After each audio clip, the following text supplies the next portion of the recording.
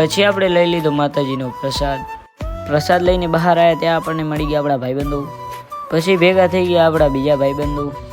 ફરીથી ભેગા થઈ ગયા આપણા બીજા ભાઈબંધો.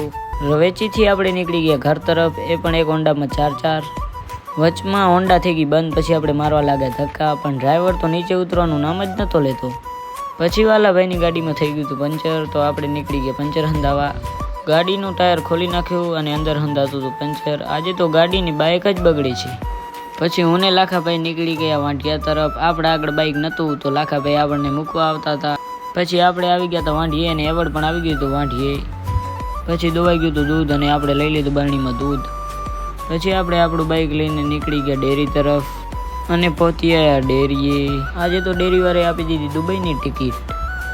પછી આવી ગયા હતા આપણે ઘરે. મિત્રો, કેવો લાગ્યો વ્લોગને લાઇક, શેર, સબસ્ક્રાઈબ અને સારા કોમેન્ટ કરી નાખજો. જય શ્રી રામ, જય ગોગા મહારાજ.